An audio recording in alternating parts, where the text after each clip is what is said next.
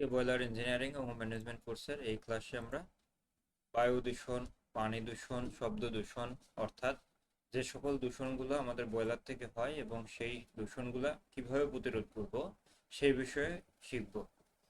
আজকের এই ক্লাসে আমরা যেহেতু বিভিন্ন রকম দূষণ সম্বন্ধে শিখব, সেই ক্ষেত্রে এই ক্লাসটা মূলত এনভায়রনমেন্টাল রেগুলেশনের উপরে হবে। বাংলাদেশ এবং ইন্টারন্যাশনাল যে সকল রেগুলেশনগুলো আছে, যেমন ডিওই, বিএনবিসি, এনএফপিএ, এই যে বিভিন্ন ধরনের স্ট্যান্ডার্ড আছে এবং বিভিন্ন ধরনের সংস্থা আছে, বিভিন্ন ধরনের ল আছে, এই ল অনুযায়ী আমাদের বয়লার যখন আমরা পরিচালনা করব সেই সময় কতটুকু দূষণ আমরা করতে পারবো বয়লারের মাধ্যমে, সেই সকল বিষয়গুলো নিয়ে আজকে আলোচনা করব।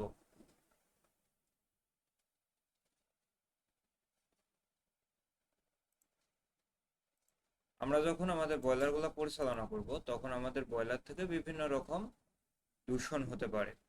এই দূষণগুলোর মধ্যে অন্যতম আছে air pollution, water pollution, noise pollution, অর্থাৎ বাতাস দূষণ, পানি দূষণ এবং শব্দ দূষণ। আমরা যখন ঢাকা শহরের অলিগলি দিয়ে চলাচল করি তখন দেখতে পাই যে শহর দিয়ে যখন চলাচল করি তার আগে যখন আমি বাসা থেকে বের হচ্ছি তখন আমি সুন্দরভাবে গোসল করে ফ্রেশ হয়ে বের হচ্ছি, অথচ কিছুক্ষণ যখন আমি ঘোরাফেরা করি তারপরে বাসায় চলে এলে কাপড় ময়লা হয়ে যায়, শরীরের উপরে ময়লার একটা আস্তরণ পড়ে এবং সেই ক্ষেত্রে আমাদের অস্বস্তি বোধ হয়। এগুলো কেন হচ্ছে? কারণ ঢাকা শহরের যে বাতাস, সেই বাতাসে প্রচুর পরিমাণে ধুলাবালি থাকে। এই বাতাসের মধ্যে অনেক পরিমাণে কার্বন ডাই অক্সাইড আছে, এসওএক্স আছে, এনওএক্স আছে, অর্থাৎ সালফার ডাই অক্সাইড, তারপরে নাইট্রোজেন ডাই অক্সাইড, এই বিভিন্ন রকম ক্ষতিকর গ্যাসীয় পদার্থ এবং বিভিন্ন রকম জীবাণু রয়েছে, যার ফলে আমরা যখন খোলা বাতাসে হাঁটা চলাফেরা করতেছি, বাসের মাধ্যমে যাতায়াত করতেছি কিংবা যে কোনো গাড়ি, সেটা জানালা খোলা রাখলে দেখা যায় যে সেই ধুলা বালি ময়লাগুলো আমাদের শরীরে এসে লাগতেছে এবং সেই ক্ষেত্রে অস্বস্তি তৈরি হচ্ছে। তো এটা কেন হচ্ছে? কারণ আমরা যখন শহরে চলাচল করতেছি তখন আমাদের শহরের চলাচলের সময় বায়ুগুলা অর্থাৎ বাতাসগুলা আমাদের শরীরে লাগতেছে এবং বাতাসে ছড়িয়ে ছিটে থাকা সেই সকল দূষিত পদার্থগুলো আমাদের শরীরে এসে আস্তরণ তৈরি করতেছে। একইভাবে আমরা যখন শহরের কোনো একটা জায়গার সেটা যদি ওয়াসার পানি হয়, তাহলে ওয়াসার পানি ডিরেক্ট যদি আমি খাওয়ার চেষ্টা করি তাহলে দেখবো যে দুর্গন্ধ। আবার যখন আমি কোনো একটা নালার পাশে দিয়ে যাচ্ছি তখন সেই নালার আশেপাশে দিয়ে যাওয়ার সময় নাকে প্রচন্ড দুর্গন্ধ আসে এবং পানির দিকে তাকালে মনে হয় যে এখানে কালো আলকাতরা পড়ে আছে অথবা পোড়া মবিল পড়ে আছে। কারণ সেই পানিগুলা অত্যাধিক পরিমাণে দূষিত হতে হতে এমন একটা পর্যায়ে চলে গেছে যে সেখানে থাকা জীবাণু, সেখানে থাকা যে সকল উপকারী ব্যাকটেরিয়া, সবগুলোই ক্ষতিগ্রস্ত হয়েছে। মূলত এমন একটা পর্যায়ে চলে গেছে যেটা পরিবেশের জন্য ক্ষতিকর সেটাও ক্ষতিগ্রস্ত হয়েছে, যেটা পরিবেশের জন্য উপকারী সেটাও ক্ষতিগ্রস্ত হয়েছে। এরকম একটা পর্যায়ে চলে গেছে। আবার যখন আমি শহরের কোনো একটা ব্যস্ত রাস্তা দিয়ে চলাচল করতেছি তখন ওই জায়গাতে কিছুক্ষণ দাঁড়াইলে এত পরিমাণে গাড়ির শব্দ, সেই শব্দের কারণে আমাদের মাথা ব্যথা করে। যখন আমি দীর্ঘ সময় ধরে সেই সকল রাস্তা দিয়ে পরিবহন ব্যবস্থা ব্যবহার করে আমি এক জায়গা থেকে আরেক জায়গায় যাচ্ছি, তখন দেখা যাবে যে অস্বস্তির লেভেলটা এত পরিমাণ চলে আসে যে মাথা ব্যথা করে, বাসায় আসলেও ঘুম ধরে না। কেন হচ্ছে? কারণ সেখানে উচ্চ শব্দের কারণে আমাদের শরীরে যেহেতু একটা নির্দিষ্ট সহনশীল তাপমাত্রা রয়েছে, শব্দ সহনশীলতা রয়েছে, আমাদের শরীরে তাপ সহনশীলতা রয়েছে। এই সহনশীল মাত্রা যখন পার হয়ে যায় তখন মূলত এইরকম সমস্যাগুলো হতে থাকে। তো এইটা দেখলাম শহরের একটা চিত্র। আমরা যখন আমরা আমাদের বয়লারগুলো পরিচালনা করতেছি তখন এই বয়লার দিয়ে বিভিন্ন রকম দূষণই হচ্ছে, যেগুলোর কথা কিছুক্ষণ আগে বললাম, যে বাতাসের দূষণ হয়, পানির দূষণ হয়, শব্দ দূষণ হয়। এই দূষণগুলো কিভাবে হচ্ছে? আমি যখন আমার বয়লারটা পরিচালনা করতেছি তখন এই বয়লার দিয়ে কালো ধোঁয়া বের হইলে এই কালো ধোঁয়াগুলা বাতাসের সাথে মিশিয়ে যাচ্ছে। বাতাসের মধ্যে কি আছে? বাতাসের মধ্যে বিভিন্ন রকমের কন্টেন্ট থাকে, যেমন সালফার ডাই অক্সাইড থাকে, নাইট্রোজেন অক্সাইড থাকে, তারপরে অক্সিজেন থাকে, কার্বন মনোক্সাইড থাকে, কার্বন ডাই অক্সাইড থাকে, বিভিন্ন রকমের এই কন্টেন্টগুলো থাকে মূলত। তো এই কন্টেন্টগুলো যখন উচ্চ বেগে বাতাসে বের হতে থাকবে আপনার বয়লারের মধ্যে দিয়ে, তখন এগুলা আমার পরিবেশে গিয়ে এমন একটা ভূমিকা পালন করবে যে বাতাসের সাথে মিশে যাবে। পরবর্তীতে সেই কালো ধোঁয়াগুলো যদি আপনার নাকের মাধ্যমে শরীরের ভিতরে প্রবেশ করে, তখন আপনার বিভিন্ন রকম ক্ষতি হবে, যেমন অসুস্থতা বাড়বে, অস্বস্তি বাড়বে। যেমন আমরা কিছুদিন আগে একটা ঢাকার উত্তরাতে একটা ঘটনা দেখলাম যে বাসার নিচতলায় আগুন লেগেছিল এবং উপরে তলায় থাকা দম্পতি সহ ছোট ছোট দুইটা বাচ্চা মারা গেছে। কারণ কালো ধোঁয়া এত পরিমাণে বের হচ্ছিল যে ওই কালো ধোঁয়ার কারণে উপরে তারা আর নিঃশ্বাস নিতে পারে নাই। যখন কার্বন ডাই অক্সাইডের পরিমাণ বেড়ে যায় তখন অক্সিজেনের পরিমাণ একেবারে কমে যায়। তো অক্সিজেনের পরিমাণ যখন বাতাসে কমে যাবে, তখন আমরা অক্সিজেন গ্রহণ না করতে পারলে আমাদের অস্বস্তি হবে এবং রক্তে অক্সিজেনের পরিমাণ কমে যাওয়ার কারণে আমরা মারা যাব। যেমনটা করোনার সময় আমরা দেখেছিলাম যে অক্সিজেনের মাত্রা কমে যায় এবং সেই ক্ষেত্রে অক্সিজেন দেওয়ার জন্য সিলিন্ডার নিয়ে এসে তারপরে সিলিন্ডার থেকে অক্সিজেন আমাদেরকে দেওয়া লাগতো। তো একইভাবে আমাদের শরীরে যখন অক্সিজেনের পরিমাণ কমে যাবে রক্তে, তখন আমাদের অস্বস্তি তৈরি হবে এবং সেই ক্ষেত্রে একটা পর্যায়ে গিয়ে আমরা মারা যাব। তো যখন আমাদের শরীরে কার্বন মনোক্সাইড প্রবেশ করতেছে, সালফার ডাইঅক্সাইড প্রবেশ করতেছে, এরকম ক্ষতিকর গ্যাসগুলা প্রবেশ করতেছে, তখন আমাদের অস্বস্তি তৈরি হবে এবং সেই ক্ষেত্রে আমরা আস্তে আস্তে অসুস্থতার দিকে যাব এবং কখনো কখনো মাথা ঘুরে পড়ে যাওয়া বা এর চাইতেও বড় ধরনের দুর্ঘটনা হতে পারে। যেমন যদি বাতাসে এই কালো ধোঁয়ার পরিমাণ অতিরিক্ত বেড়ে যায়, যেটা দেখা যায় যে ঢাকা শহরে ওই ঢাকা শহরের গাড়িগুলা মূলত বাসগুলা, সেই বাসগুলা চলে তেল দিয়ে বা গ্যাস দিয়ে। তো এইগুলার এত পরিমাণ কালো ধোঁয়া বের হতে থাকে এবং যেহেতু ঢাকা শহরে প্রচুর পরিমাণে গাড়ি, সেই ক্ষেত্রে এইগুলা অনিয়ন্ত্রিত ভাবে চলার কারণে এই কালো ধোঁয়াগুলা বের হতে হতে আমাদের পরিবেশে যে বাতাসটা আছে এই বাতাসটাকে দূষিত করে ফেলছে। তো যদি আপনার বয়লার থেকেও এরকম বের হতে থাকে তাহলে এর ফলেও আমাদের পরিবেশটা দূষিত হবে। এরপরে আসি ওয়াটার পলিউশন। আমরা যখন আমাদের বয়লারের ব্লো ডাউন করতেছি, তখন এই ব্লো ডাউনের মাধ্যমে বয়লার থেকে উত্তপ্ত পানি বের হচ্ছে। তো এই পানিগুলো যখন আমি ডিরেক্ট কোনো একটা নদী, নালা, খাল, বিলে ছেড়ে দিব, তখন সেখানে থাকা উপকারী ব্যাকটেরিয়াগুলো মরে যাবে। এর পাশাপাশি জলজ যে সকল উদ্ভিদ আছে সেগুলো মরে যাবে। জলজ যে সকল প্রাণী আছে, যেমন ব্যাঙ, সাপ, কেঁচো যেগুলো আছে আর কি, তাছাড়া অন্যান্য কীটপতঙ্গ, সেগুলোও মারা যাবে। তো যখন সেগুলো মারা যাবে তখন আমাদের পরিবেশ হুমকির সম্মুখীন হবে, যার ফলে যখন উপকারী ব্যাকটেরিয়া মরে যাবে তখন ওই পানি থেকে পচা দুর্গন্ধ বের হবে এবং দুর্গন্ধ বের হওয়ার কারণে আশেপাশে দিয়ে চলাচল করা আমাদের জন্য কঠিন হয়ে যাবে। একইভাবে যখন আমরা বয়লারগুলো পরিচালনা করতেছি, তখন এই বয়লারে যদি কোনো সমস্যা থাকে, তখন এই বয়লার থেকে উচ্চ পরিমাণের শব্দ দূষণ হবে। এই শব্দ দূষণটা যখন অতিরিক্ত হবে এবং আপনি as a engineer, as a operator, as a manager যখন দীর্ঘ সময় এই বয়লার রুমে কাজ করবেন, যারা অপারেটর থাকে মূলত তাদের ক্ষেত্রে সবচেয়ে বেশি ক্ষতিটা হয় যে তারা যখন দীর্ঘ সময় বয়লার রুমে কাজ করে তখন তাদের মাথা ব্যথা হয়, পরবর্তীতে ক্ষুধামন্দা, রাতে ঘুম না হওয়া, তারপরে আস্তে আস্তে বধির হয়ে যাওয়ার মতন সমস্যা দেখা দেয়। সেই জন্য আমাদের বয়লার থেকে যেন এই যে বাতাসের দূষণ, পানির দূষণ এবং শব্দ দূষণ এইগুলা যেন না হতে পারে, সেজন্য অবশ্যই আমাদেরকে ভূমিকা রাখতে হবে। আমাদের যে সকল পরিবেশের বিধিমালা রয়েছে সেগুলাতে বলে দেওয়া আছে যে আমাদের বয়লার থেকে এই ধরনের দূষণ হতে পারবে না।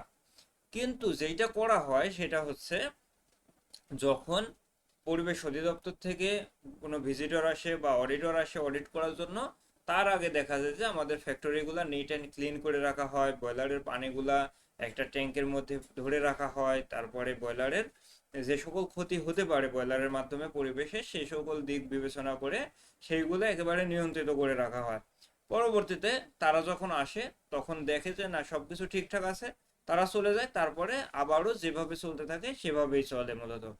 তো এর ফলে কি সমস্যাটা হয়, এর ফলে আমাদের পরিবেশটা দূষণ হচ্ছে এবং এই ফলে আমরা নিজেরা যেমন ক্ষতিগ্রস্ত হচ্ছি, আমাদের পরবর্তী প্রজন্মের জন্য এই পৃথিবীটা হুমকির সম্মুখীন হচ্ছে এবং তারা যখন আমাদের পর্যায়ে আসবে তারা দেখা যাবে যে বিভিন্ন রকম রোগে ভুগবে, বিভিন্ন রকম সমস্যায় ভুগবে। যেমন আমরা এই অবস্থাতেও দেখি যে আমাদের আজ থেকে 50 বছর 30 বছর আগে যারা জন্মগ্রহণ করেছে তাদের শরীরের ফিটনেস, তাদের রোগ প্রতিরোধ ক্ষমতা, তাদের খাবার গ্রহণ করা, তাদের ঘুম, সবকিছু থেকে আমাদের সবকিছু চেঞ্জ হয়ে গেছে। কেন হয়েছে? আমাদের পরিবেশটা চেঞ্জ হয়ে গেছে। পরিবেশের সাথে আমাদের যে অবস্থা, এই অবস্থাটা চেঞ্জ হওয়ার কারণে আমরা রাতে ঠিক মতন ঘুমাইতে পারি না। আমরা রাস্তা দিয়ে যখন চলাচল করি তখন আমাদের গলায় কফ জমে যায়। আমরা যখন বাসায় ফিরি তখন আমাদের অস্বস্তি কাজ করে, রাতে ঠিক মতন ঘুম হয় না। এই সমস্যাগুলো মূলত হতে থাকে। তো সেই জন্য আমাদের পরবর্তী প্রজন্মের জন্য পৃথিবীটাকে সুন্দরভাবে রেখে দেওয়ার জন্য, এর পাশাপাশি আমাদের পরিবেশের যে বিধিমালা বা গাইডলাইন আছে সেইগুলো ফুলফিল করার জন্য আমাদেরকে এই বয়লারগুলা পরিচালনা যখন করব তখন সবকিছু নিয়ন্ত্রণের মধ্যে রেখে তারপরে পরিচালনা করতে হবে।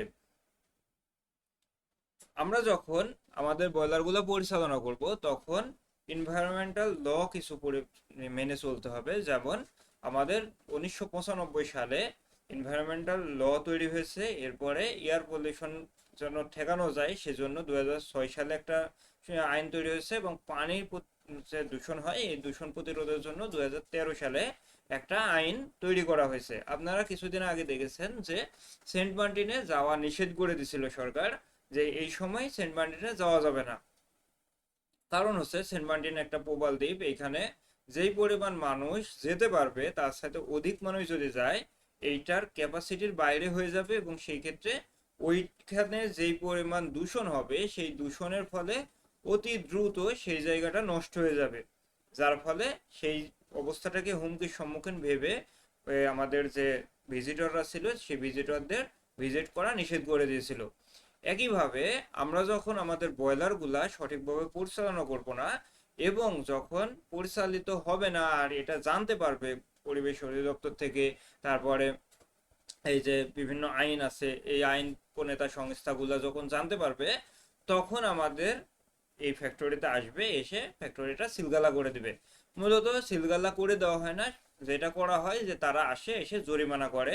এবং কোনো কোনো ক্ষেত্রে এরকম হয় যে এটার মানে যে আমাদের যদি সমস্যার পরিমাণ অতিরিক্ত হয়, আমরা যখন বারবার বারবার নড়িয়ে দেওয়ার পরেও এগুলা সমাধান করব না, তখন দেখা যাবে যে বড় অঙ্কের টাকা তারা নেবে, নিয়ে আপনাকে ছাড়পত্র দিবে, বা তারা বলবে যে আমরা কিছু দেখে নাই। এই অবস্থাতে আপনার দেখা যাবে যে ফ্যাক্টরি চলতেছে, কিন্তু যেই দিন বড় ধরনের ঝামেলায় তারা পড়তে থাকবে সেই দিনে এসে আপনার ফ্যাক্টরিটা সিলগালা করে দিয়ে যাবে। কারণ চাকরির ভয় সবারই আছে, তাদেরও চাকরি, তাদেরও দায়বদ্ধতা আছে। যতদিন উপর থেকে চাপ না আসে ততদিন আপনাকে ছাড় দিয়ে রাখবে, যখন উপর থেকে চাপ আসবে তখন আপনাকে আর ছাড় দিবে না। তো এই যে পরিবেশ অধিদপ্তর, ডিপার্টমেন্ট অফ এনভায়রনমেন্ট, এই অধিদপ্তর থেকে আমাদের পুরো ফ্যাক্টরিটা মূলত ভিজিট করে। এই ভিজিটটা তারা যে কোনো সময় করতে পারে, তাদের যখন ইচ্ছা তখন করতে পারে, তাদেরকে বাধা দেওয়ার কোনো অপশন নাই, তাদের গেটে আটকানোর কোনো অপশন নাই। তারা যখন আসবে তখন তাদেরকে ঢুকে ওই আমাদের ফ্যাক্টরিটা চেক করতে দিতে হবে।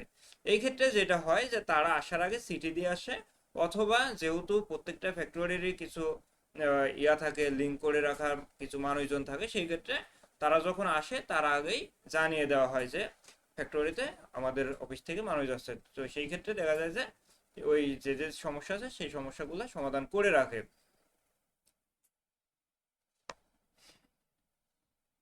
আমরা যখন আমাদের বয়লারগুলো পরিচালনা করব তখন আমাদের বয়লার থেকে যদি বাতাসে অতিরিক্ত পরিমাণে সালফার অক্সাইড, তারপরে নাইট্রোজেন অক্সাইড, কার্বন মনোক্সাইড, তারপরে কার্বন ডাই অক্সাইড, এইগুলা বের হতে থাকে, তারপরে সলিড পার্টিকেল, এইগুলো যদি অত্যাধিক পরিমাণে বের হতে থাকে তখন আমাদের এই বয়লারের থেকে যেহেতু বের হচ্ছে আর এটা যখন দেখে ফেলবে তারা, তখন আমাদের এই বয়লারটা পরিচালনা করতে দিবে না। যেমনটা আমরা দেখি যে ঢাকাতে বিভিন্ন দিক থেকে যখন ঢোকা হয় তখন ওই ঢাকার যে ইট ভাটাগুলো আছে আজ থেকে 10 বছর 15 বছর আগে ওই ভাটা থেকে কালো ধোঁয়া বের হতো, কিন্তু বর্তমানে আর কালো ধোঁয়া বের হয় না। কেন কালো ধোঁয়া বের হয় না? এর কারণ হচ্ছে সেই সকল ভাটাগুলা এই যে পরিবেশের যে সকল রুলস আছে বা পরিবেশের যে সকল আইন আছে এই আইনের আওতায় নিয়ে এসে প্রত্যেকটা ভাটাতে ইএসপি, বাগ ফিল্টার, তারপরে আরো বেশ কিছু ফিল্টার আছে, এই ফিল্টারগুলা ব্যবহার করা বাধ্যতামূলক করে দিচ্ছে। তো ইলেকট্রোস্ট্যাটিক প্রিসিপিটেটর যখন ব্যবহার করা হয় তখন ওই ফিল্টারের মাধ্যমে কালো ধোঁয়াকে সাদা ধোঁয়ায় পরিণত করে বের করা হয়। বাগ ফিল্টারগুলোও সেম কাজ করে। সেই ক্ষেত্রে যখন এই ফিল্টারগুলো ব্যবহার করা হচ্ছে, তখন কালো ধোঁয়াটাকে এটার মাধ্যমে ফিল্টারেশন করে তারপরে সাদা ধোঁয়া বের হয় পরিবেশে। কালো ধোঁয়া চেয়ে সাদা ধোঁয়া কম ক্ষতিকর। সেই জন্য আমরা যখন আমাদের বয়লার ব্যবহার করব, বিশেষ করে বয়লার যখন তেলে চলে এবং সলিড ফুয়েল দিয়ে চলে, তখন সেই বয়লারগুলো দিয়ে এই কালো ধোঁয়া বের হয়। এবং কালো ধোঁয়া বের হতে যদি পরিবেশ অধিদপ্তর থেকে এটা বুঝতে পারে এবং সেই ক্ষেত্রে তাদেরকে যদি কেউ অভিযোগ করে, আপনার এই ফ্যাক্টরিটা তারা ভিজিট করবে। ভিজিট করার পরে এই কালো ধোঁয়া বের হওয়ার কারণ খতিয়ে দেখতে বলবে। তারপরে তারা বেশ কিছু ইয়া দিয়ে যাবে, আপনাকে ডিরেকশন দিয়ে যাবে। ডিরেকশন দেওয়ার পরে তারপরেও যদি আপনি কাজ না করেন, তাহলে মূলত আপনার ফ্যাক্টরিটা সিলগালা করে দিবে। তো এই ক্ষেত্রে এই এয়ার পলিউশন ঠেকানোর জন্য আমরা কি করতে পারি?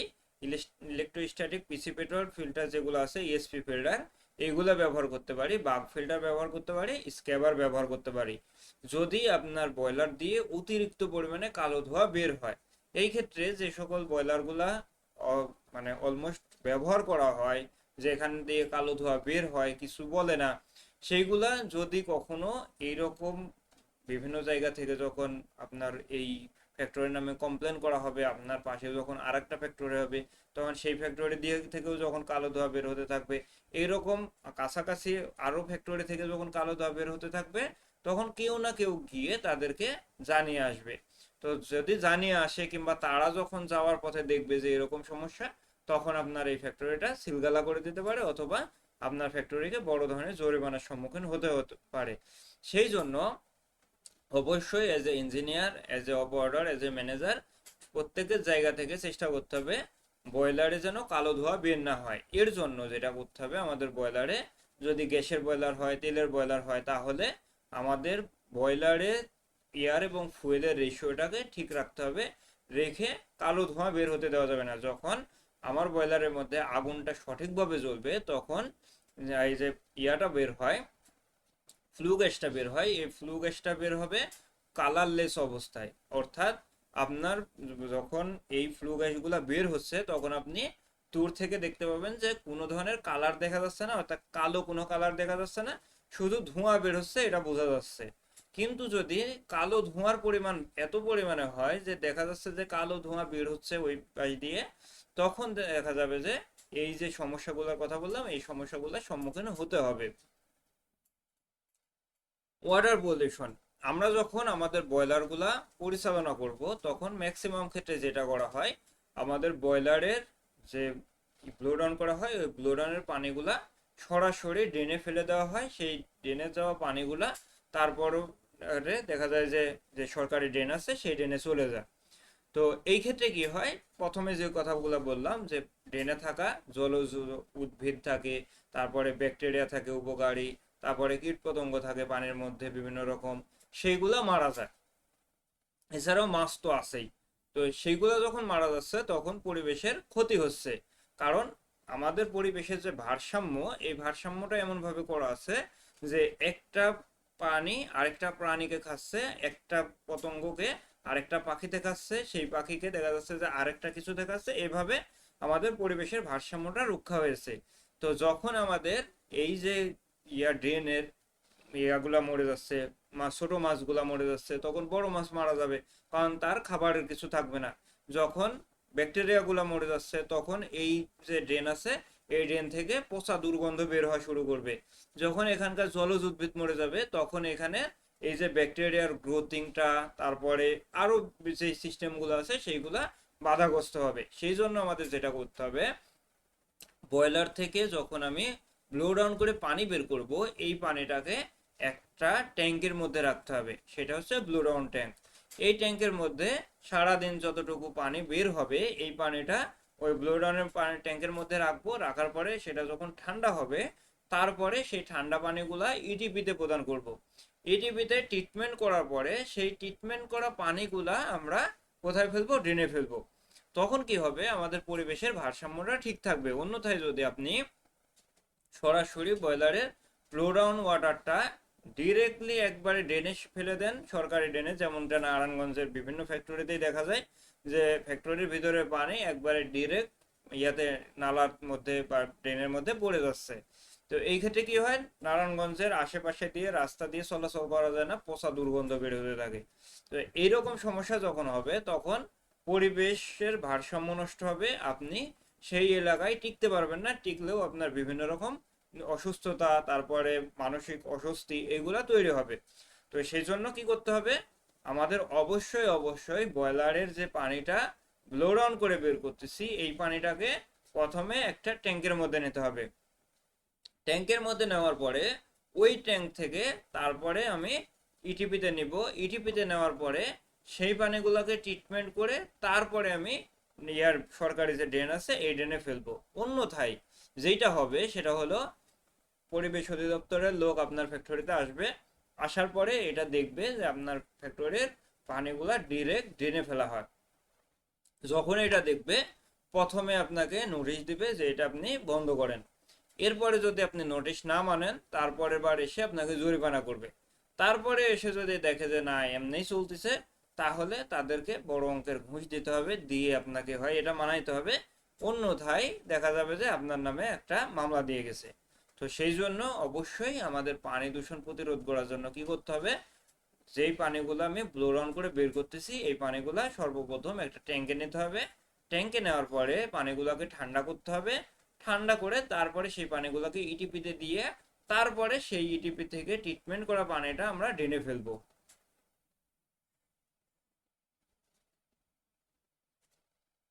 আচ্ছা, আপনারা এখানে যারা যুক্ত আছেন তারা কি জানেন যে আমরা সর্বোচ্চ কত ডেসিবেল আমরা কাজ করতে পারি, শব্দের পরিমাণটা কত ডেসিবেল হইলে সেই জায়গায় আমরা দীর্ঘ সময় কাজ করতে পারবো? কারো জানা আছে এটা? 60 থেকে 70 ডেসিবেল হলে কাজ করা যায় আর কি। আচ্ছা, আর শব্দের ম্যাক্সিমাম ইয়া কত, ডেসিবেল কত, যে এই লেভেলে আমরা কাজ করতে পারবো কিছু সময়? 80 এর ঘুরে যেতে দেন আর কি। জি। আমরা যখন দীর্ঘ সময় ধরে উচ্চ শব্দে কাজ করব তখন আমাদের যেই ক্ষতিগুলো হবে প্রথমেই বললাম যে আমাদের নিদ্রাহীনতায় ভুগতে থাকবো আমরা, আমাদের শ্রবণ শক্তি হ্রাস পেতে থাকবে, আমাদের শরীরে অস্বস্তি তৈরি হবে, আমরা আস্তে আস্তে বধির হওয়ার দিকে যেতে থাকবো।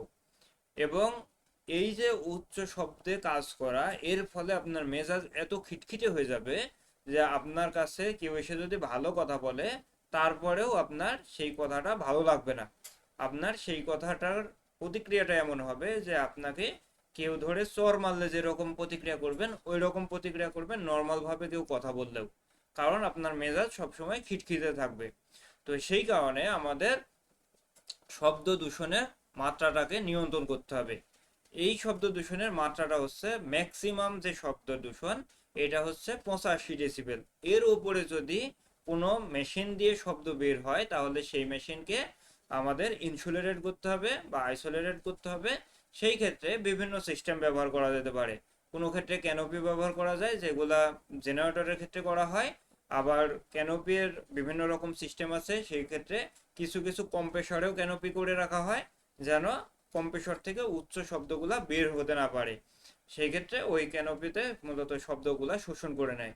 আবার কোনো কোনো ক্ষেত্রে এরকম করা হয় যে সকল জায়গাতে উচ্চ শব্দ তৈরি হওয়ার প্রবণতা থাকবে, যেমন জেনারেটর, বড় বড় জেনারেটর গুলোতে আপনি ক্যানোপি করতে পারবেন না, তারপর বড় বড় কম্প্রেসর গুলো আপনি ক্যানোপি করতে পারবেন না, যেখানে বড় বড় বয়লার থাকে সেগুলো আপনি ক্যানোপি করতে পারবেন না। সেই ক্ষেত্রে সেই সকল রুমগুলো এমন ভাবে করা হয় যেন সেই রুম থেকে এই উচ্চ শব্দগুলা বাহিরের দিকে বের হতে না পারে। এর জন্য ওই রুমে শব্দ নিরোধক ব্যবহার করা হয় বিভিন্ন রকমের, এবং রুম থেকে যেন শব্দটা বাহিরের দিকে না যেতে পারে এর জন্য 3টা লেয়ারে এই ইয়াগুলা রুমগুলা করা হয়। যেমন একটা ইটের গাঁথনি দিলেন, মানে একটা দেয়াল করলেন, তারপরে মাঝখানে কিছুটা ফাঁকা রাখলেন, তারপরে আবারও দেয়াল করলেন, তারপরে মাঝখানে আপনি ফোম দিয়ে আপনি পুরোটা সিল করে দিলেন, তাহলে এই যে প্রথম লেয়ারে কিছুটা বাধা প্রদান করবে, তারপরে ফোমের যে লেয়ার এই লেয়ারে সম্পূর্ণটাই বাধা প্রদান করার চেষ্টা করবে, তারপরেও যদি এটা কিছুটা বাধা প্রদান করতে না পারে তাহলে পরের লেয়ারটা এই শব্দগুলোকে বাধা প্রদান করবে, করার মাধ্যমে বাহিরে একবারে যখন আপনি একটা জেনারেটর রুমের বাহির দিয়ে হাঁটা চলাফেরা করবেন দেখবেন যে একেবারে কম শব্দ সেখান থেকে পাওয়া যাচ্ছে। কারণ এই যে লেয়ার করে রাখা হয় এর ফলে শব্দটা একেবারে শোষণ করে নেয় ওই জায়গাগুলা, এবং শব্দ শোষণ করার জন্য বিভিন্ন রকমের ইকুইপমেন্ট ব্যবহার করা হয়। এখানে যেমনটা দেখানো হয়েছে যে শব্দ নিরোধক বা শব্দ শোষণ করার কিছু যন্ত্রাংশ বা ব্যবহার করা হয়েছে, এগুলোও ব্যবহার করা যায়। এগুলো মূলত ওই যে দিয়ে ফোম দিয়ে তৈরি করা হয়, যার ফলে এগুলা শব্দ করে, শোষণ করে। এখন আসি, আমরা যখন আমাদের ফ্যাক্টরিতে কাজ করব, তখন যদি শব্দ বেশি হয় তাহলে কি করতে হবে? তাহলে অবশ্যই আমাদের ইয়ার ডিফেন্ডার, ইয়ার ইয়ার কি বলে ইয়ার প্লাগ, এই ডিভাইসগুলা ব্যবহার করতে হবে, বা এইগুলা মূলত আমাদের শরীরকে রক্ষা করার জন্য অবশ্যই অবশ্যই পিপিই হিসেবে ব্যবহার করতে হবে। আপনার ফ্যাক্টরিতে যখন অডিট হবে তখন যদি আপনার কন্ট্রোল রুমে বা বয়লার রুমে ইয়ার ডিফেন্ডার, যেগুলো মূলত ওই যে কানে দিয়ে যে গান শোনার জন্য যে ব্যবহার করা হয়, ওইগুলার মতন যে ইয়ার ডিফেন্ডার গুলো থাকে এইগুলা ব্যবহার করতে হবে, অথবা ইয়ার প্লাগ কানের ভিতরে যেগুলা প্রবেশ করায় মূলত ইয়ারফোনের মতন, ওইগুলা ব্যবহার করে আপনাকে এই জায়গাগুলোতে কাজ করতে হবে। অন্যথায় যে সমস্যাগুলো কথা বললাম, যে আপনার ক্ষুধা মন্দা তৈরি হবে, আপনার রাতে ঘুম হবে না, মেজাজ খিটখিটে হয়ে যাবে, তারপরে দীর্ঘদিন যদি আপনি এরকম শব্দে কাজ করেন তাহলে আপনার শ্রবণ শক্তি হ্রাস পেতে থাকবে। সেই জন্য অবশ্যই আপনি যখন বয়লার রুমে কাজ করতেছেন তখন ইয়ার প্লাগ, ইয়ার ডিফেন্ডার এগুলা ব্যবহার করতে হবে, যেন ওই শব্দটা ডিরেক্ট আপনার কানে গিয়ে না লাগে, এবং সেক্ষেত্রে আপনার কান যেন সুরক্ষিত থাকে। এখন আসি, আপনি কতক্ষণ ধরে এই জায়গাতে কাজ করবেন যখন উচ্চ শব্দ থাকবে সে জায়গায়? আপনি ম্যাক্সিমাম আধা ঘন্টা 45 মিনিট সে জায়গায় কাজ করবেন। করার পরে কিছু সময় বাইরে গিয়ে রেস্ট নেবেন, তারপরে এসে আবারও সেই জায়গাতে কাজ করবেন। এরকম ভাবে কিছু সময় স্বস্তিতে থাকতে হবে, কিছু সময় আপনাকে কাজ করতে হবে, করে কাজটা কমপ্লিট করতে হবে। এরপরে যদি বয়লার রুমে এরকম সাউন্ড হয় তাহলে অবশ্যই আপনাকে আলাদা কন্ট্রোল রুম করতে হবে, যেন কন্ট্রোল রুমে আপনার অপারেটররা থাকে এবং অপারেটররা কন্ট্রোল রুম থেকে অপারেট করবে, এবং প্রত্যেক ঘন্টায় ঘন্টায় আপনার বয়লার রুম পুরোটা ইন্সপেকশন করবে, যেন আপনার বয়লার রুমের যে কন্ট্রোল রুমটা আছে এই কন্ট্রোল রুম থেকে যেহেতু সাউন্ড কম পাওয়া যাচ্ছে, সেই ক্ষেত্রে বয়লারের কাছে গিয়ে সাউন্ড চেক করে আসতে হবে যে সাউন্ডের কোনো তারতম্য ঘটেছে কিনা। এখন এরকম অনেক জায়গায় হয় যে বয়লারের যে কন্ট্রোল রুমটা থাকে বা জেনারেটরের কন্ট্রোল রুম থাকে, কম্প্রেসরের কন্ট্রোল রুম থাকে, ওই কন্ট্রোল রুমগুলোতে সচরাচর এসি ব্যবহার করা হয় কন্ট্রোলারগুলোকে সঠিকভাবে পরিচালনা করার জন্য। ওইখানে যেহেতু কার্ড থাকে, সেই কার্ডগুলোকে সচল রাখার জন্য। তো সেই ক্ষেত্রে এসি রুম থেকে আমাদের অপারেটররা বের হতে চায় না। এর জন্য ইন্টারন্যাশনাল কিছু সিস্টেম আছে, বা কিছু হচ্ছে যে যারা ইন্টারন্যাশনাল ফ্যাক্টরিগুলো চলে বা মাল্টি ন্যাশনাল কোম্পানিগুলো পরিচালনা করে, সেই সকল জায়গাতে যেভাবে পরিচালনা করা হয় যে একটা কন্ট্রোল রুমে একজন অপারেটরের বেশি দুইজন বসতে পারবে না। যদি একাধিক অপারেটর থাকে তাহলে একজন বাহিরে থাকবে, অর্থাৎ একজন বয়লার রুমে থাকবে, একজন কন্ট্রোল রুমে থাকবে, এবং কিছুক্ষণ পর পর এটা পরিবর্তন হবে, যে যখন বয়লারের কন্ট্রোল রুমে থাকা ব্যক্তি বাইরে আসবে তখন বাইরের ব্যক্তি ভিতরে যাবে। কারণ হচ্ছে যখন দুইজন ব্যক্তি কন্ট্রোল রুমে বসে থাকবে তখন তারা গল্প করবে, তখন তারা বিভিন্ন রকম নিজেদের কথা নিয়ে আলোচনা করবে, যার ফলে তারা সঠিকভাবে ফোকাস দিতে পারবে না বয়লার অপারেশনে, এবং সেই সময় দুর্ঘটনা হওয়ার সম্ভাবনা তৈরি হবে। এবং যখন দুইজন ব্যক্তি এক জায়গায় বসে থাকবে তখন একজন ভাববে যে ও করবে এই কাজটা, আরেকজন ভাববে যে ও করবে এই কাজটা, তখন মূলত বড় ধরনের দুর্ঘটনা হওয়ার সম্ভাবনাটা তৈরি হবে। এর জন্য গত ক্লাসে যেটা দেখিয়েছিলাম যে অপারেশনের দায়িত্বে কে থাকবে, মেইনটেনেন্সের দায়িত্বে কে থাকবে, এগুলা আলাদা আলাদা ভাবে ভাগ করে দিতে হবে।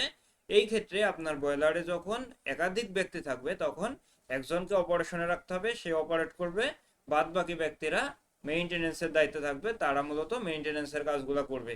তখন আপনার এই বয়লারটা সঠিকভাবে পরিচালনা হবে এবং এখান থেকে দুর্ঘটনা হওয়ার প্রবণতাটা কমে আসবে।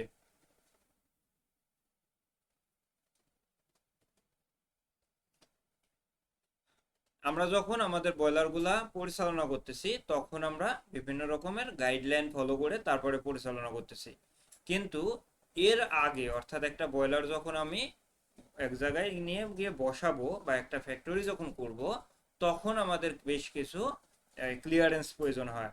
এই ক্লিয়ারেন্স গুলা দেয় মূলত আমাদের যে পরিবেশ অধিদপ্তর আছে বা ডিপার্টমেন্ট অফ এনভায়রনমেন্ট, এই অধিদপ্তর থেকে নিতে হয় যে আপনি কোন জায়গায় ফ্যাক্টরি করবেন, এই ফ্যাক্টরি যেখানে বসবে বা যে জায়গায় আপনার এই ফ্যাক্টরিটা হবে সেই জায়গাতে কত পরিমাণে আপনি শব্দ দূষণ করবেন, কি পরিমাণে আপনি পানি দূষণ করবেন, কি পরিমাণে আপনি পরিবেশের জন্য বিভিন্ন রকম ক্ষতিকর প্রভাব ফেলবেন।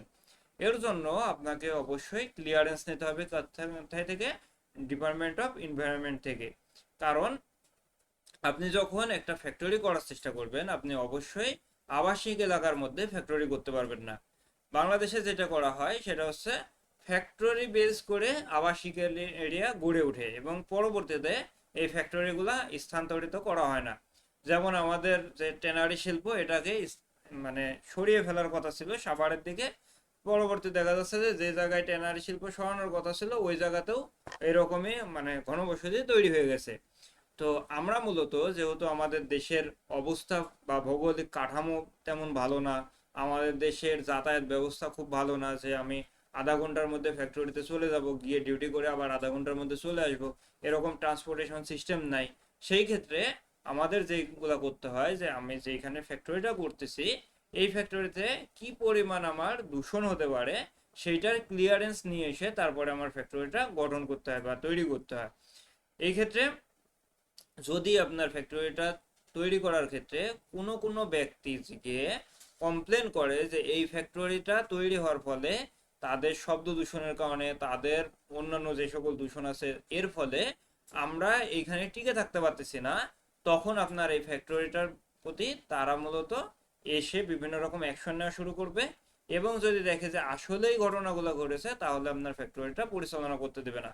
যেমনটা অনেক জায়গায় হয় যে ফ্যাক্টরিগুলো বন্ধ করে দেওয়া হয়, কারণ সেগুলো আবাসিক এরিয়া দিয়ে তৈরি করা হয়। আবাসিক এরিয়াতে যেমনটা আপনি দেখবেন যে ঢাকা শহরের কিছু আবাসিক এরিয়া আছে যে জায়গা দিয়ে বাস চলাচল নিষিদ্ধ, কারণ ওই জায়গাগুলো শুধুমাত্র আবাসিক এরিয়া হিসেবেই ঘোষণা করা আছে এবং সেগুলাতে বাস চলাচলের জন্য কোনো রুট পারমিট দেওয়া হয় না। যার ফলে ওই এরিয়া দিয়ে যদি বাস চলাচল করে তাহলে যদি কোনো কারণে পুলিশের চোখে আসে বা পুলিশের নজরে আসে তাহলে সাথে সাথে তাদের জরিমানা করা হয় এবং সেই এরিয়াগুলোতে রাস্তার মাঝখান দিয়ে খুঁটি পুঁতে দেওয়া হয় যেন ওই এরিয়া দিয়ে বাস চলাচল করতে না পারে, অর্থাৎ বড় ধরনের কোনো গাড়ি ঢুকতে না পারে। এরকম কাজ করা কেন হয় এবং কারা করে এগুলা মূলত এই ডিপার্টমেন্ট অফ এনভায়রনমেন্ট বা ডিওই থেকে করে থাকে। এরপরে আসি আমাদের যখন একটা ফ্যাক্টরি করতেছি সেই ক্ষেত্রে IEEE বা IEEE IEA এই ধরনের বিভিন্ন ধরনের অর্গানাইজেশন আছে, সেই অর্গানাইজেশনগুলো থেকেও আমরা এরকম ক্লিয়ারেন্স নিতে পারি। এবং আমরা যেহেতু প্রত্যেক দিন আমাদের বয়লারগুলা পরিচালনা করতেছি, আমাদের ফ্যাক্টরিতে জেনারেটর কম্প্রেসর ইত্যাদি পরিচালনা করতেছি, সেগুলার যে ডাটাগুলা থাকে এই ডাটাগুলা পরবর্তীতে ওই অধিদপ্তর থেকে এসে চায়। তো যখন চায় তাদেরকে দেখাইতে হয়। কোনো কোনো ক্ষেত্রে এরকম হয় যে মানে ম্যাক্সিমাম ক্ষেত্রে যেটা হয় যে তারা আসে, আসার পরে ফ্যাক্টরির যে কর্পোরেট অফিস সেখানে যায়, যাওয়ার পরে বসে চা নাস্তা খায়, কিছু টাকার খাম ধরে দেওয়া হয় তাদেরকে, তারপরে দেখা যায় যে তারা না দেখেই চলে যায়, সেটা আলাদা বিষয়। কিন্তু যেই দিন দেখতে আসবে বা যেই দিন আপনাকে ইয়াতে পেয়ে যাবে সেদিন দেখা যাবে যে কিছুই আর কাজ হচ্ছে না, তখন আপনার এই ফ্যাক্টরিটা বড় ধরনের মানে ঝামেলার সম্মুখীন হচ্ছে। সেই জন্য অবশ্যই আমাদের কি করতে হবে, ক্লিয়ারেন্স নিয়ে ওই অনুযায়ী বয়লার পরিচালনা করতে হবে, ওই অনুযায়ী জেনারেটর পরিচালনা করতে হবে, ওই অনুযায়ী কম্প্রেসর পরিচালনা করতে হবে। যেমন আপনার ফ্যাক্টরি যদি এরকম হয়, ধরেন আপনার ফ্যাক্টরিতে জেনারেটর যেটা আছে এইটার চিমনির যে মুখ আছে এই মুখটা আপনি এমনভাবে এমন সাইডের দিকে রেখেছেন যার ফলে ওই ধোঁয়াগুলা অন্য একটা ফ্যাক্টরির দিকে যাচ্ছে, তখন আপনাকে ওই ধোঁয়াগুলো ওইদিকে যেতে দিবে না। তারা এসে বিভিন্ন রকম কমপ্লেন করবে এই পরিবেশ অধিদপ্তরে, তখন তারা এসে আপনার এই চিমনির মুখটা ঘুরিয়ে দিতে বলবে যে আপনার নিজের ফ্যাক্টরি যেই দিকে আপনার জমি আছে এই দিকে আপনি ঘুরিয়ে দেন। এই ক্ষেত্রে আপনার ফ্যাক্টরি চলুক বা না চলুক আপনি অন্য ফ্যাক্টরির বা আপনি অন্য একজন ব্যক্তির ক্ষতি করতে পারবেন না বা তার ঝামেলা করতে পারবেন না, তার সমস্যা তৈরি করতে পারবেন না, সেজন্য এরকম করে থাকে।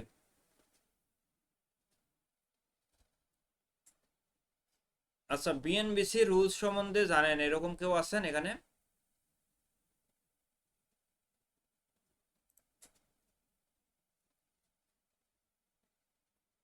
এখানে যারা আছেন বিএনবিসি রুল সম্বন্ধে জানেন এমন কেউ আছেন?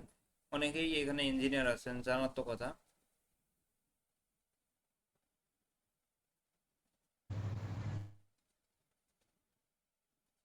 কেউ নাই এমন? আমার কথা শুনতে পাচ্ছেন তো আপনারা, না? জি স্যার। জি স্যার, শুনতে পাচ্ছি, কিন্তু আমরা তো ইলেকট্রিক্যাল নিয়ে কাজ করি, বয়লার নিয়ে তার ওইটা রুলসটা দেখা হয় না। আচ্ছা আচ্ছা আচ্ছা। আমরা যখন একটা বিল্ডিং তৈরি করতে চাবো, যখন একটা ফ্যাক্টরি তৈরি করতে চাবো, যখন একটা হচ্ছে যে হসপিটাল তৈরি করতে চাবো, যখন একটা বাসা বাড়ি তৈরি করতে চাইবো, তখন সেইখানে যেহেতু একটা বিল্ডিং তৈরি হবে, এই বিল্ডিং তৈরি করার জন্য বাংলাদেশের একটা নির্ধারিত রুলস আছে এবং সেটা একটা নির্ধারিত অর্গানাইজেশন দেখাশোনা করে। এটা হচ্ছে বাংলাদেশ ন্যাশনাল বিল্ডিং কোড বা বিএনবিসি, মানে বাংলাদেশ ন্যাশনাল বিল্ডিং কোডের সংক্ষিপ্ত রূপ হচ্ছে বিএনবিসি।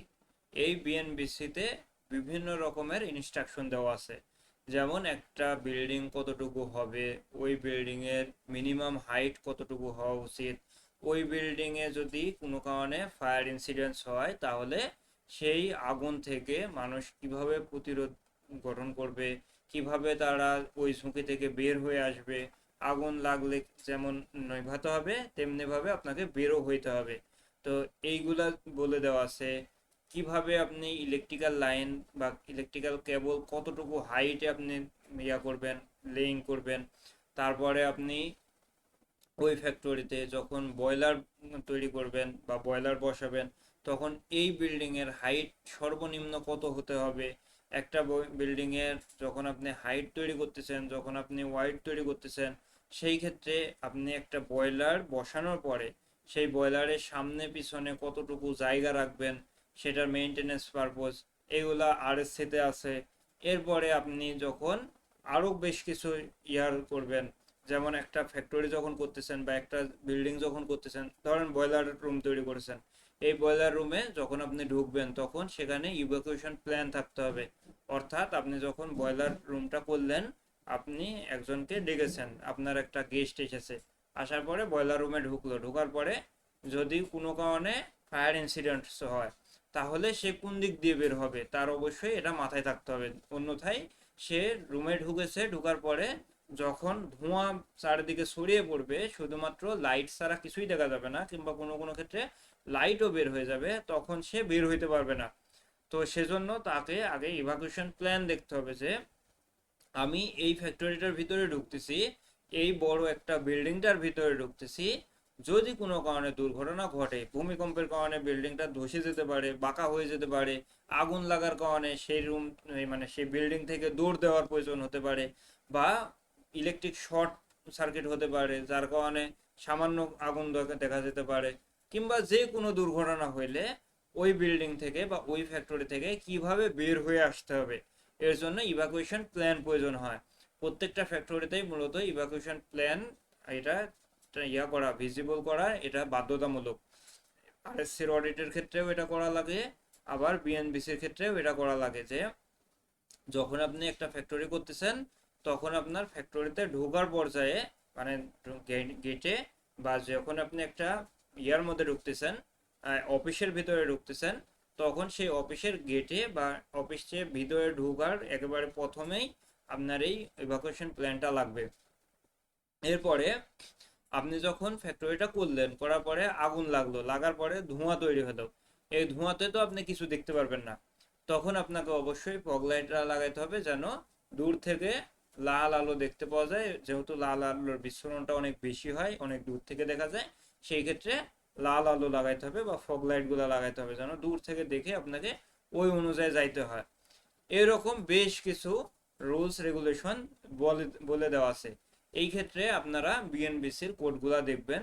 বিএনবিসির একটা বই আছে, অনলাইনে পাবেন, আপনারা গুগলে যদি সার্চ দেন তাহলে বিএনবিসির কোড পাবেন। বিএনবিসির ইলেকট্রিক্যাল পার্ট আছে, তারপরে সিভিলের পার্ট আছে, এরকম পার্টগুলো আপনারা ডাউনলোড করে তারপরে ওখান থেকে পড়ে নেবেন। এটা যেহেতু বিশাল একটা ভলিউম, এক্ষেত্রে এরকম একটা 2টা 5টা ক্লাসে এগুলো পড়ানো সম্ভব না। শুধুমাত্র আপনাদের জানানোর জন্য আজকের এই ক্লাসে জানিয়ে দিচ্ছি যে এইরকম বেশ কিছু রুলস রেগুলেশন আছে, অ্যাজ এ ইঞ্জিনিয়ার আপনার পরবর্তী এগুলা প্রয়োজন হবে। এছাড়াও শুধুমাত্র যে আপনার বাস্তব জীবনে প্রয়োজন হচ্ছে না, শুধু ইন্টারভিউ বা চাকরির ক্ষেত্রে প্রয়োজন হচ্ছে এরকম না। আপনি যখন কোনো একটা ভালো ফ্যাক্টরিতে ইন্টারভিউ দিতে যাবেন, আপনি যখন কোনো একটা ফ্যাক্টরিতে ঢুকবেন, ঢোকার ক্ষেত্রে যদি আপনার মনে থাকে যে আমি যেহেতু একটা বড় বিল্ডিং এ ঢুকতেছি, হাই রাইজ বিল্ডিং এ ঢুকতেছি, তখন আপনাকে যদি এরকম কথাগুলো শুনে থাকেন, এই জিনিসগুলো যদি আপনার মাথায় থাকে, তাহলে ওইখান থেকে ইভাকুয়েশন প্ল্যানটা দেখে যাবেন। আপনি যখন 5 তলায় আছেন, 5 তলায় কোন জায়গায় ফায়ার এক্সটিংগুইশার রাখা আছে, এটা অবশ্যই আপনার মাথায় রাখতে হবে। না হলে আপনি যখন ওইখানে যাচ্ছেন, তখন আপনার ওইখানে যাওয়ার পরে অ্যাক্সিডেন্ট হইলে আর বের হইতে পারতেছেন না, আগুনও নিভাইতে পারতেছেন না, কিছুই করতে পারতেছেন না, হতভম্ব হয়ে দাঁড়িয়ে আছেন। যেমনটা আমরা গতকালকে একটা ভিডিওতে দেখলাম, চট্টগ্রামে একটা অ্যাক্সিডেন্ট হয়েছে। সেটা হচ্ছে রুমে গ্যাসের আধিক্য ছিল, ওই রুমে যখন আগুন ধরানোর চেষ্টা করেছে, হঠাৎ করে আগুনটা ছড়িয়ে পড়েছে, যেমনটা আমাদের বয়লারে ব্যাকফায়ার হয়। সেম ঘটনাটা কালকে ওই চট্টগ্রামের ওই ঘটনাটার সাথে রিলেট করে, যে ওইখানে অনেক পরিমাণ গ্যাস ছিল। ওই গ্যাসে যখনই সে চুলাটা ধরাইতে গেছে, তখনই যেহেতু রুমে গ্যাস ছড়িয়েছিল, পুরা রুম আগুন হয়ে গেছে। তো ওইখানে মানে অতিরিক্ত পরিমাণে এনার্জি তৈরি হয়েছে, এবং মিলি সেকেন্ডের মধ্যে যেহেতু তাপমাত্রা উৎপাদন হয়েছে, এই এনার্জির কারণে দরজা টরজা সবকিছু ভেঙে বের হয়ে গেছে আগুনগুলা।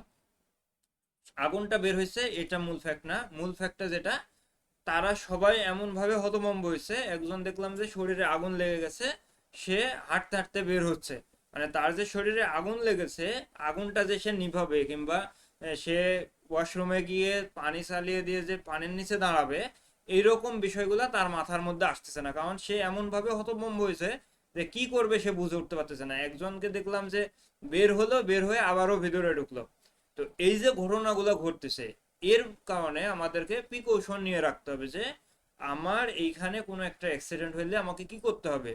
যেমনটা আপনাদেরকে ইমার্জেন্সি যে কারণগুলো ঘটে বয়লারে, ওই কারণগুলোর মধ্যে কিছু কারণ দেখিয়েছিলাম যে ইমার্জেন্সি যদি এই ঘটনাগুলো ঘটে, তাহলে আমাদেরকে এই কাজগুলো করতে হবে। সেম ভাবে আপনি যখন এরকম রুলস রেগুলেশন গুলো জানবেন, তখন আপনি কোথাও কাজ করতে যাচ্ছেন, কোথাও ঘুরতে যাচ্ছেন, বা কোথাও আপনি যে কোনো বিষয় নিয়ে যাচ্ছেন, ওইখানে যাওয়ার পরে আপনার মাথায় থাকবে যে আমি যেহেতু একটা হাই রাইজ বিল্ডিং এ উঠতেছি, 5 তলা 10 তলার উপরে উঠতেছি, এইখানে উঠার পরে যদি কোনো কারণে কোনো ইনসিডেন্ট ঘটে, যদি কোনো কারণে অ্যাক্সিডেন্ট হয়, তাহলে আমি এখান থেকে কিভাবে বের হব, কিভাবে নিজেকে সুরক্ষা দেব। কারণ এই মানে আপনার ওই ফ্যাক্টরিটা ধ্বংস হয়ে গেছে, ওই বিল্ডিংটা ধসে গেছে, তাতে আপনার কিছু যায় আসে না। আপনাকে আগে নিজে বাঁচতে হবে, তারপরে ওই বিল্ডিং বাঁচানো, তারপরে অন্যান্য ক্ষতি, এইগুলার থেকে আপনার তখন চিন্তা আসবে যে এই জিনিসটা ক্ষতি হয়ে গেল, আমার দেশের ক্ষতি হলো।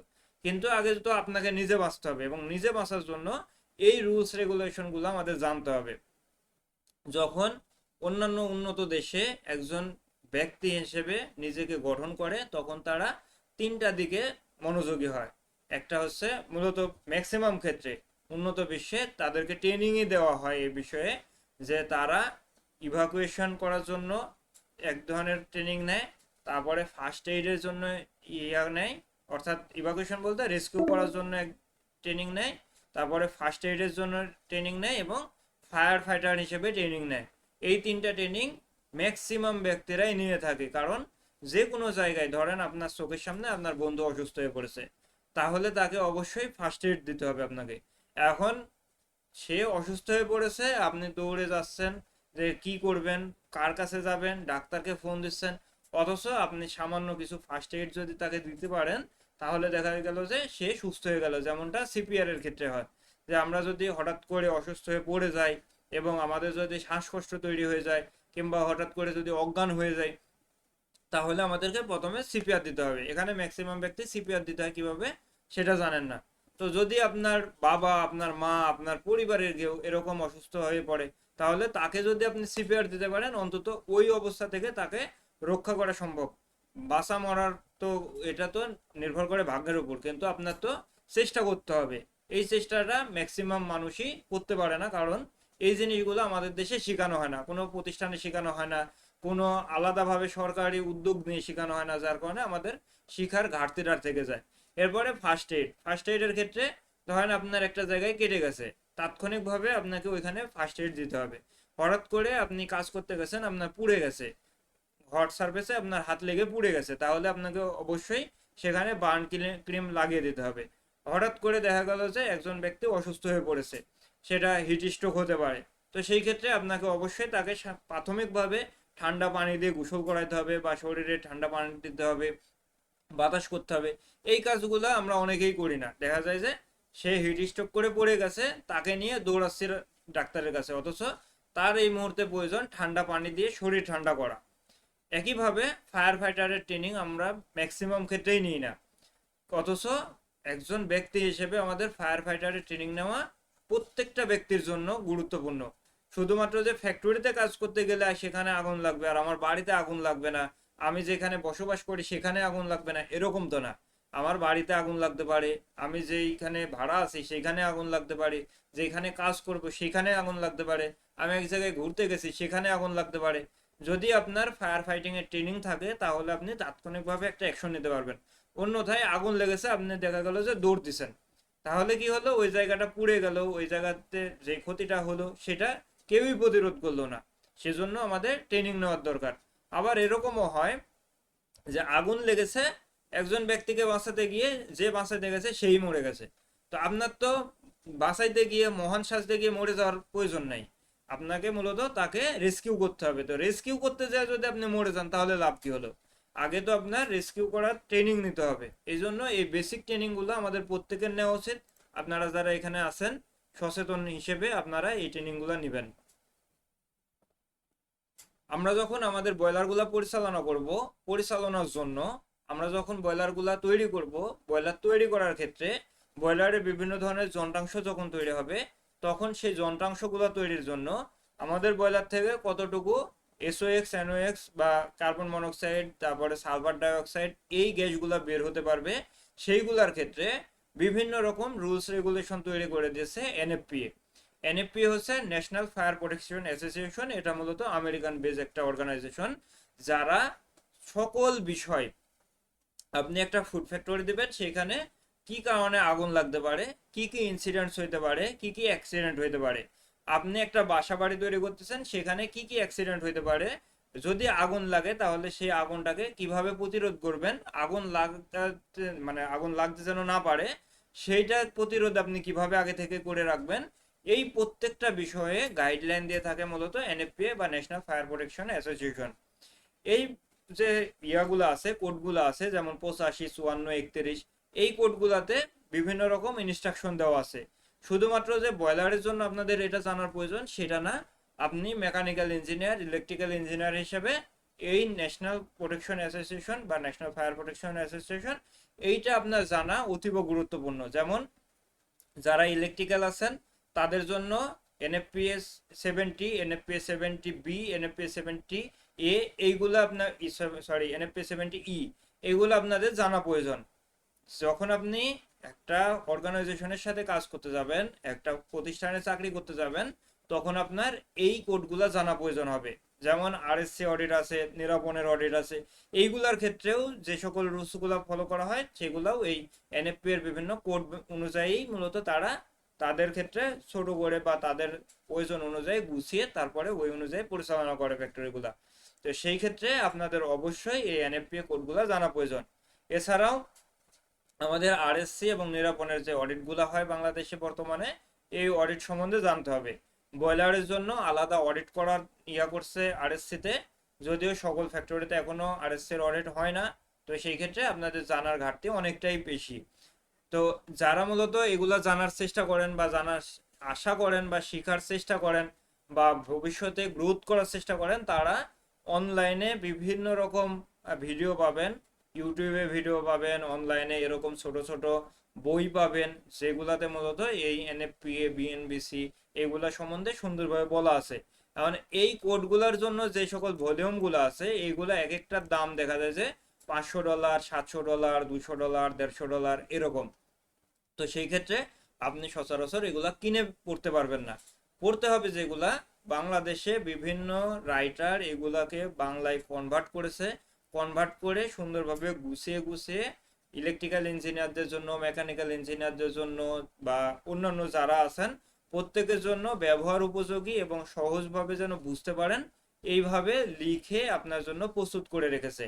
তো সেইগুলো আপনারা পড়ে জানতে পারেন, কারণ এজ এ ইঞ্জিনিয়ার হিসেবে আপনার এই যে বিভিন্ন রকম কোড এগুলা জানা খুবই গুরুত্বপূর্ণ। একজন লয়ার হিসেবে যেমন আইনের বিভিন্ন ধারা তাকে জানতে হয়, একজন ইঞ্জিনিয়ার হিসেবেও এরকম বিভিন্ন রুলস রেগুলেশনগুলো আপনার মনে রাখা উচিত। সেই ক্ষেত্রে আপনারা যদি চেষ্টা করেন তাহলে ইনশাল্লাহ সামনের দিকে আগাইতে পারবেন এবং সেটা খুবই সহজ হবে। অন্যথায় যদি আপনারা এরকম করেন যে যেমনি আছে তেমনি চলতে থাকে, একটা চাকরি পাইছি এখানে চলতেছে কিংবা এখানে লাগতেছে না সেজন্য শিখবো না, ভবিষ্যতে এত কিছু শেখা লাগবে, এগুলো ঝামেলা মনে হয়, লেখাপড়া করে এসেছি আবারও এগুলো পড়তে হবে, সেই ক্ষেত্রে আপনার প্রয়োজন নাই। কিন্তু যদি আপনি উপরের দিকে উঠতে চান সেই ক্ষেত্রে আপনি এগুলা শিখতে পারেন। আরেকটা তথ্য আপনাদেরকে জানিয়ে রাখি, বাংলাদেশে শ্রেডা নামে একটা অর্গানাইজেশন আছে। এখানে কেউ জানেন যে শ্রেডা কি? শ্রেডা সম্বন্ধে জানেন এরকম কেউ আছেন?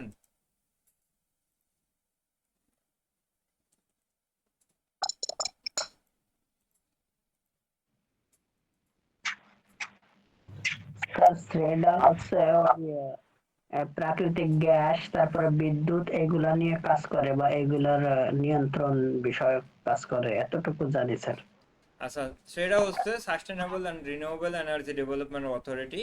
এই অথরিটি মূলত আমাদের দেশে নবায়নযোগ্য এবং টেকসইযোগ্য জ্বালানি উন্নয়নের জন্য যে সকল কাজগুলো আছে সেইগুলা করে। যেমন সোলার নিয়ে কাজ করে তারা, তারপরে একটা ফ্যাক্টরি অডিট করার জন্য যে সকল অডিটর প্রয়োজন হয় সেই সকল অডিটরগুলা তারা মূলত তৈরি করে বলতে তারা একটা পরীক্ষা নেয়, পরীক্ষা নেওয়ার পরে সেই অনুযায়ী যদি আপনি পাশ করতে পারেন তাহলে আপনি অ্যাজ এ ইঞ্জিনিয়ার হিসেবে আপনিও সেখানে পরীক্ষা দিয়ে শ্রেডার অডিটর হইতে পারেন, এবং শ্রেডার অডিটর হইতে পারলে মূলত ভালো একটা স্যালারি পাওয়া যায়।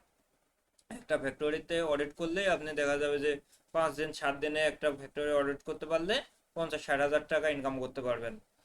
তো সেই ক্ষেত্রে আপনারা যদি চেষ্টা করেন তাহলে শ্রেডার অডিটরও হইতে পারেন। এই ক্ষেত্রে 4টা ভলিউম আছে, 4টা মানে শ্রেডার যে বইগুলো আছে এনার্জি অডিটের উপরে নির্ভর করে বই তৈরি করা আছে। তো সেই বইগুলোও আপনারা অনলাইনেই পাবেন, সেগুলো যদি পড়ে আপনারা চেষ্টা করেন তাহলে সেইখানে অডিটর হইতে পারবেন। যারা ইঞ্জিনিয়ার আছেন তাদের জন্য এটা খুবই গুরুত্বপূর্ণ, কারণ আপনারা যদি মানে লেখাপড়ার প্রতি আপনাদের যদি আগ্রহ থাকে কিংবা যদি আপনারা সহজেই দেখা যায় যে একটা ভালো পজিশনে চলে যেতে চান তাহলে এই দিকে একটু মনোযোগী হতে পারেন। ম্যাক্সিমামই জানে না এই বিষয়গুলা, যার কারণে এই যে এই অডিটরগুলা বাংলাদেশে অনেক কম। এই মুহূর্তে বাংলাদেশে সম্ভবত খুব জোর হলে 30 থেকে 50 জন অডিটর আছে, এই শ্রেডার অডিটর। বছরে একবার পরীক্ষা হয়, নভেম্বর ডিসেম্বরের দিকে পরীক্ষাটা হয়। তো পরীক্ষার ফি হচ্ছে 10,000 টাকা। গত বছর 10,000 ছিল, এবছর সম্ভবত 2,000 টাকা বাড়াইছে কিংবা 10,000-ই আছে, এরকমই আছে। তো সেই ক্ষেত্রে আপনারা যদি চেষ্টা করেন, মানে লেখাপড়ার প্রতি যদি আপনাদের আগ্রহ থাকে কিংবা পড়ার প্রতি যদি এখনো ওই রকম এনার্জি থাকে তাহলে শ্রেডার অডিটর হওয়ার জন্য আপনারা ওই বইগুলা ডাউনলোড করে কিংবা বইগুলা প্রিন্ট কপিও পাওয়া যায়, প্রিন্ট কপিগুলা নিয়ে তারপরে পড়ে চেষ্টা করে অডিটর হইতে পারেন। অডিটর হইলে মূলত খুব কম সময়ে আপনারা অনেক টাকা ইনকাম করতে পারবেন, যদি ওই রকম ধৈর্য দিয়ে পড়াশোনা করতে পারেন আর কি। এই ছিল আজকের ক্লাস। আপনাদের যদি কারো কোনো প্রশ্ন থাকে করতে পারেন। মূলত আজকের ক্লাসটা গাইডলাইনের উপর নির্ভর করে, মানে গাইডলাইন বেসিস তৈরি করা, যেন আপনারা বিষয়গুলো জানেন এবং সেক্ষেত্রে আপনারা ভবিষ্যতে এই বিষয়গুলো শিখে সামনের দিকে আগাইতে পারেন।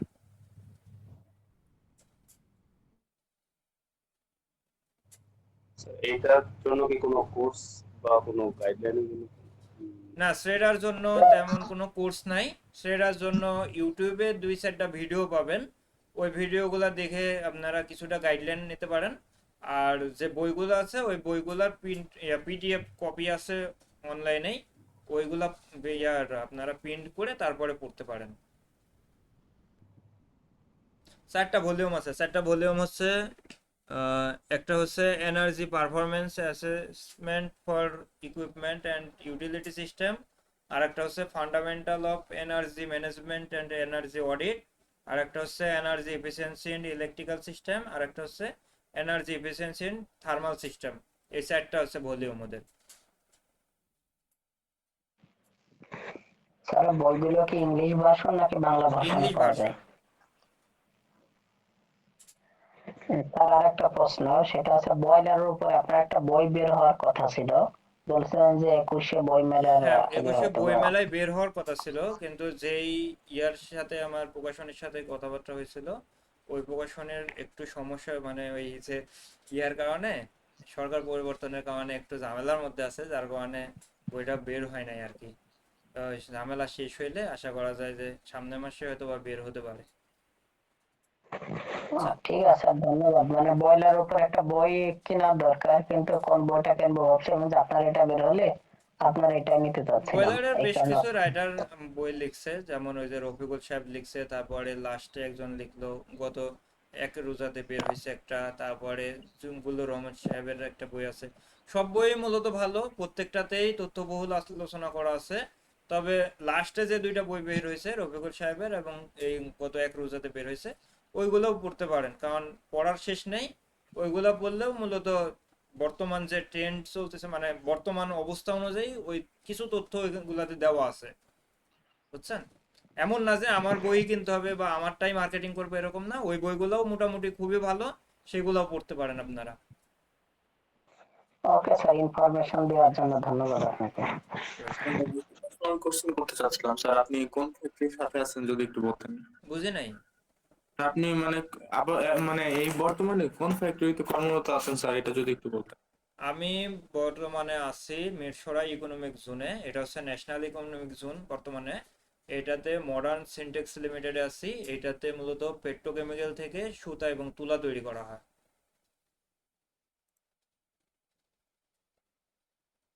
Thank you sir. আর কোনো প্রশ্ন?